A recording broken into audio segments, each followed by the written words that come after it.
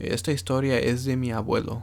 Es un conductor de camiones de carga retirado, y a menudo él conducía durante toda la noche y las primeras horas de la madrugada por carreteras desconocidas. Este día en particular, cuando mi abuelo tenía 30 y tantos años, era entre las 2 y 3 de la madrugada, y él conducía por una carretera rural estrecha, tan estrecha que solo podía encajar un vehículo a la vez. Así que si dos carros en direcciones opuestas se topaban, uno tendría que salir de la carretera para dejar que el otro pasase. El camino estaba vacío, salvo mi abuelo. En el lado derecho de la carretera había espesos bosques y a la izquierda campos abiertos y un lago. No habían luces en la calle. La única luz provenía del camión de mi abuelo y de la luna. Estaba bastante solitario. Mi abuelo iba por el camino, yendo un poco más rápido de lo que debía. Cuando mi abuelo dijo esto, siempre me imagino que quizás él iba tan rápido como el camión se lo permitía. Él iba escuchando la radio y probablemente no prestaba mucha atención, cuando de repente sintió manos sobre sus hombros y una voz susurró su nombre en el oído, tan cerca que sintió el aliento en la piel. Él reconoció la voz. Le pertenecía a su madre difunta. Naturalmente, esto asustó a mi abuelo y él pisó instintivamente los frenos. Segundos después, sus faros encendieron una pila de 3 coches estrellados que tomaban todo el camino. Mi abuelo se detuvo justo a la altura de los restos, pero si no hubiera frenado cuando lo hizo, habría arado directamente en los coches. Los ocupantes de los automóviles se estrellaron gravemente y mi abuelo fue capaz de obtener ayuda de emergencia. Si se hubiera unido a la pila, probablemente habría significado un resultado más grave para todos ellos. Hay una serie de explicaciones de lo que mi abuelo oyó y sintió, pero mi abuelo realmente cree que fue su madre que le dio una advertencia.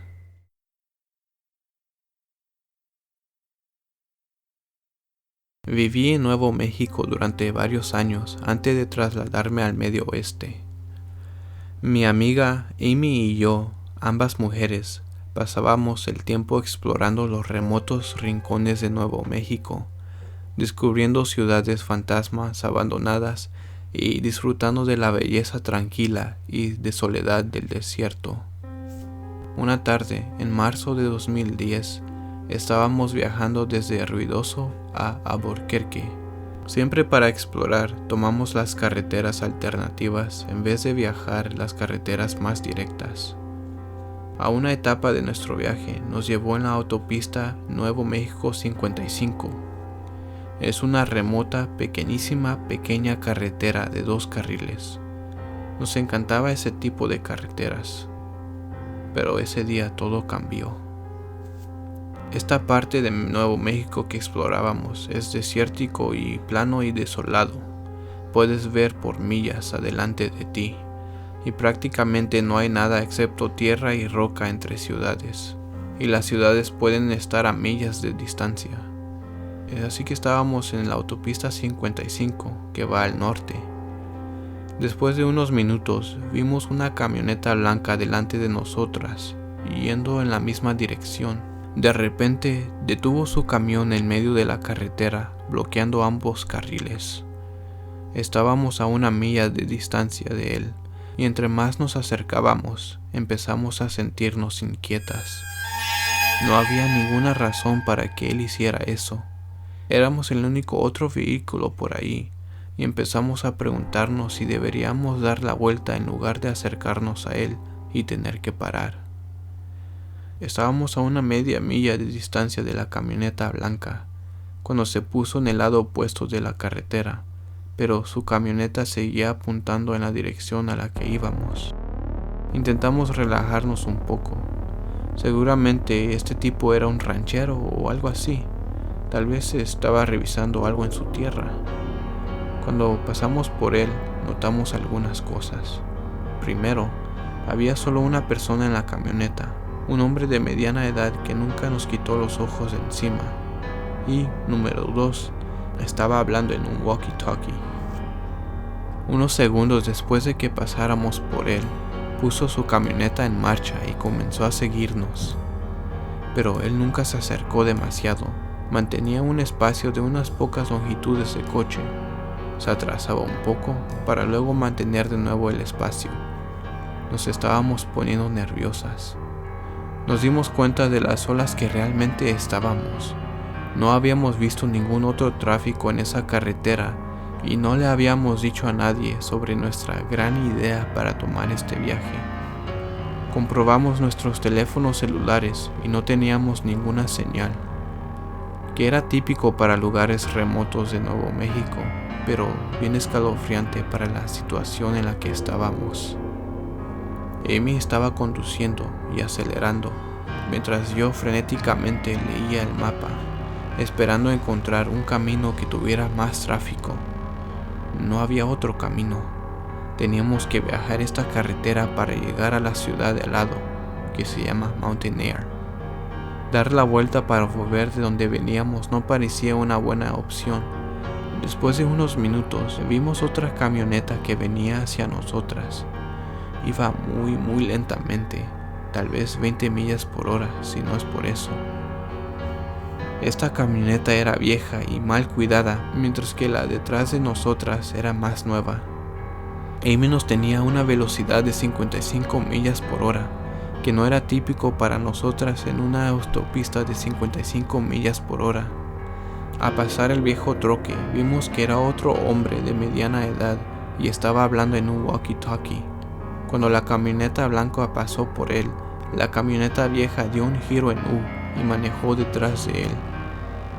Mientras observábamos todo esto, pudimos ver el camionero blanco hablando en su walkie-talkie. Sin duda, esos dos se conocían. Estábamos siendo deliberadamente seguidas y por primera vez y solo en mi vida sentí que era una presa. Se quedaron justo detrás de nosotras. Observábamos la carretera por obstáculos.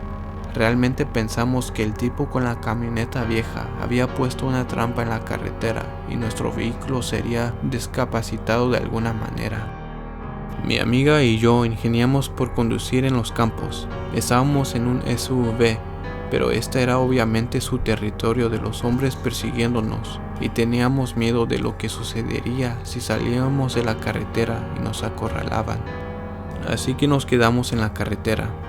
En ese momento, el tipo de la camioneta blanca estaba justo encima de nosotras.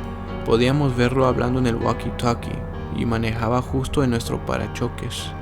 Y el tipo de la camioneta vieja estaba pegado justo encima de él. Los tres descendíamos velozmente por la carretera. La camioneta blanca se acercó más. En la forma que maniobraba y cómo se pegaba era aparente que nos quería dar un choque leve. Amy pisó el gas aún más y estábamos alcanzando una velocidad de 80 millas por hora y luego 90 millas por hora. El camino era plano y desértico, pero cualquier cosa que saliera mal habría sido catastrófica. La camioneta blanca entró en el carril opuesto y comenzó a ganar velocidad.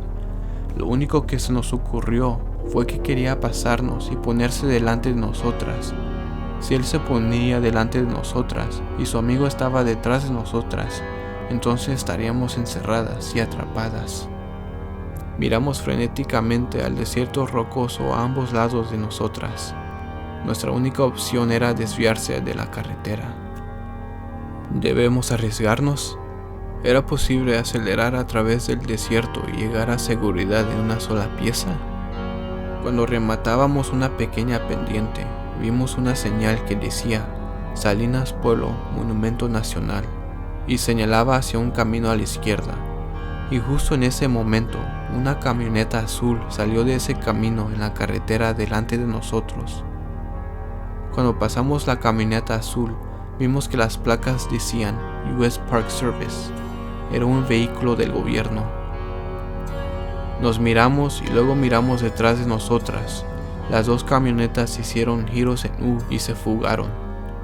Seguimos la camioneta de gobierno azul al pueblo Mountain Air y luego nos dirigimos a Albuquerque. No sé exactamente cuáles eran las intenciones de esos dos tipos, pero no eran buenas. Hay algo seriamente mal por ahí. Esta zona está muy cerca de Belén, Nuevo México, donde Tara Calico, una niña de 13 años, fue secuestrada. También está a unos 100 kilómetros de Elephant Butte, Nuevo México, donde un tal David Parker Ray tenía su pequeño laboratorio secreto de tortura. No sabíamos nada de esta información hasta mucho más después. A pesar de que David Parker Ray había muerto en el momento en que nos pasó esto, creemos que hay otros ahí afuera como él, y quien haya secuestrado a la niña Tara nunca ha sido capturado. Lo que está pasando por esas carreteras no es nada bueno. Por lo tanto, no nos encontremos jamás, ni que nadie más se topen con esos tipos. Yo estaba transportando grano a casa de uno de nuestros campos de maíz con uno de nuestros tractores, vagones, cuando tenía 14 años de edad.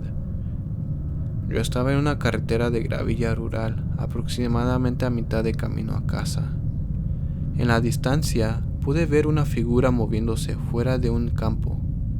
A medida que me acerqué, mis luces iluminaron el objeto y terminó siendo un hombre de unos 20 años. Pensé que era extraño, pero no pensé en nada de eso hasta que me acerqué y noté que tenía una escopeta.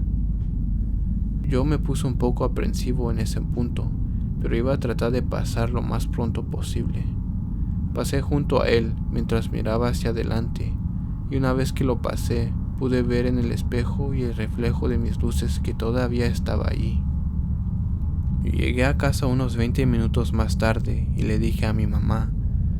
Yo no tenía un teléfono celular en el momento, y ella llamó a la policía. Supongo que lo encontraron un par de kilómetros después de que se suicidara con la escopeta, pero no oí nada más sobre quién era o por qué estaba ahí.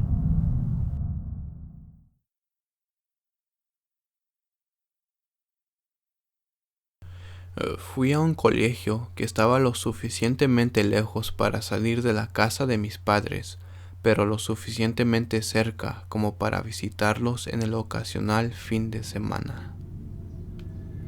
Naturalmente, en los fines de semana me gustaba comerme todos sus alimentos, lavar mi ropa, y generalmente me aprovechaba de la situación todos los sábados y domingos para luego darme cuenta que tenía que estar en camino a mi colegio para descansar para las clases del lunes. Una de esas noches, el sol se había puesto hace horas, y yo estaba tomando el Blue Gum atajo para llegar a mi escuela, CSU Chico. Este camino sale del Freeway 5 hacia una oscura y sinuosa carretera que sigue el río Sacramento. Eventualmente, esta carretera termina en un bosque donde hay un cruce y usted tiene dos elecciones. Usted puede ir a la izquierda o puede ir a la derecha. Yo necesitaba ir a la izquierda. A esta hora de la noche no hay nadie en las carreteras, pero para mayor seguridad miré hacia la derecha para asegurarme de que no vinieran carros para poder girar a la izquierda. A continuación, miró a la izquierda, listo para dar vuelta. Hay alguien en la calle a la izquierda. Estaban de pie en medio de la carretera, iluminado con la luz de la luna, a 40 pies de distancia de mí. Me estaba mirando. Esta era una persona real, tal vez no era una broma. Estaba justo en el medio de la carretera que necesitaba usar. Yo no soy una persona con un físico grande, pero no soy pequeño tampoco. No me asustan fácilmente, especialmente cuando estoy detrás del volante de una tonelada de acero y aluminio y la amenaza potencial tiene nada más que pantalones vaqueros y una camiseta. ¿Paso por él? ¿Debo esperar? Toda esta parte del camino es elevada, entonces no hay realmente ningún hombro para evitar que el coche caiga a 10 pies abajo en el bosque o hacia los cultivos. Ten en cuenta que todavía no había dado vuelta a la izquierda. Yo todavía estaba parado en la intersección. De repente noté movimiento en el bosque directamente enfrente de mí, iluminado por mis faros. El vello de la parte de atrás de mi cuello se levantó cuando volteé a mirar, pero no vi nada fuera de lugar. simplemente estaba el bosque. En las proximidades de Pánico, permanecí inmóvil. Mantuve mis ojos en línea recta, con mi visión periférica manteniendo fichas en el amigo a mi izquierda. Si hay 2 de ellos, lo quería saber. Después de unos 10 segundos, apareció. Desde detrás del árbol, directamente delante de mí, un rostro se inclinaba hacia afuera. Él era blanco, alto y grande. Él dijo algo, pero no pude entender. Movimiento a la izquierda. El chico número 1 estaba corriendo. Yo pisé el gas y volteé la rueda hacia la derecha, justo cuando el chico detrás del árbol corría hacia mí también. Mi pobre viejo coche tomó un momento para ponerse en marcha, permitiendo a la vez que los chicos llegaran a tiempo. Podía oír cómo sus manos golpeaban contra mis vidrios. Mi carro finalmente agarró aceleración y estaba velozmente manejando por una carretera que jamás en mi vida había tomado, mucho menos por la noche. Me tomó 2 horas para poder salir de ese lío. Yo no estaba familiarizado con el terreno y la cobertura del plan de mi teléfono móvil no era genial. Finalmente encontré servicio y encontré camino a casa a través de una ruta alternativa. Jamás volví a tomar el mismo atajo.